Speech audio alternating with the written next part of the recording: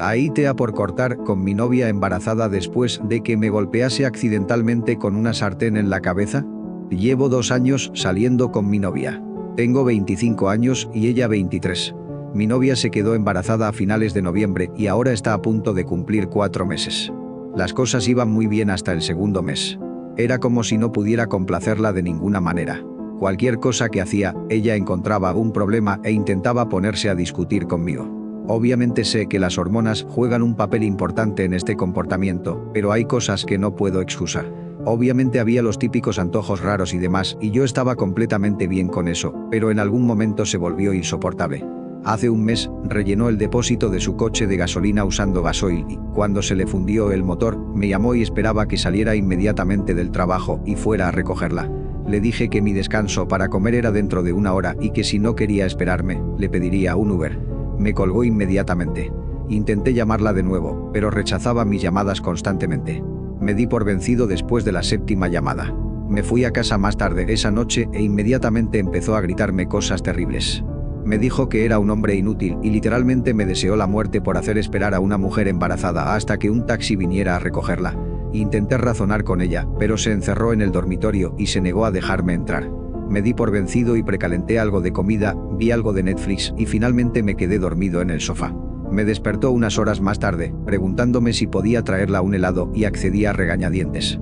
Tuve que conducir 1 hora hasta la gasolinera más cercana que todavía estaba abierta. Después de conducir 2 horas por un puñetero helado a medianoche, llegué a casa y me encontré la puerta cerrada. Me había dejado las llaves dentro de casa al salir. La llamé 1.000.000 de veces, intenté golpear todas las ventanas y puertas a la vista, pero no obtuve respuesta. Como no iba bien abrigado, acabé durmiendo en el coche. A la mañana siguiente, actuó como si no hubiera pasado nada y yo, obviamente, estaba furioso. La exigí una explicación y se limitó a decirme que me lo merecía por haberla dejado tirada. Quería abandonarla en ese mismo momento, pero por desgracia pensé que solo tendría que aguantar esta tontería un par de meses más y que entonces ella volvería a la normalidad. Las cosas se han calentado entre nosotros desde ese momento, por lo que quería iluminar el ambiente en la casa. Salí pronto del trabajo y quise sorprenderla con un plato de pescado y patatas fritas cuando volviera de su cita con el médico. Cuando volvió, la vi sonreír durante menos de un segundo al verme cocinar algo para ella, pero tras un segundo volvió a ser Lucifer. Por lo visto, no estaba cocinando bien el pescado, era un desperdicio de espacio y que hasta un ciego podía cocinar mejor que yo. Empecé a llorar porque sus palabras me lastimaron de verdad. Todo lo que quería era hacerla feliz y, ¿así es como me lo paga? Empezó a reírse al verme llorar y me preguntó por qué un hombre tan grande y fuerte lloraba porque una pobre niña embarazada le acosaba. Simplemente lo perdí. La agarré por los brazos y le dije que se fuera a la mierda y de mi casa. Recuerdo que la solté de las manos por un segundo y la vi alcanzar la sartén en la que iba a cocinar las patatas fritas. Gracias a Dios que aún no había puesto aceite. Todo lo que recuerdo después es despertarme en el suelo con ella arrodillada a mi lado llorando. Recuerdo que tenía el peor dolor de cabeza de mi vida. A pesar del dolor, recuerdo que la pregunté qué había pasado y me dijo que me había resbalado y me había caído. En ese momento no me importaba lo que hubiera pasado y solo quería acostarme en algún sitio. Me ayudó a levantarme y me llevó al sofá. Recuerdo que se puso a buscar una bolsa de hielo y fue entonces cuando me di cuenta. Simplemente la pregunté si me había golpeado con la sartén. Después de dudar un poco, me dijo que lo sentía, que no era su intención y que no estaba pensando con claridad, etcétera, etcétera. Volví a decirle que se largara de mi casa.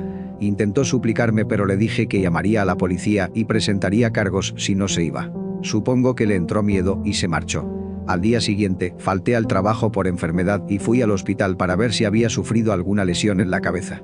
Por suerte no fue así, pero me salió un bulto del tamaño de una pelota de tenis en toda mi cabeza.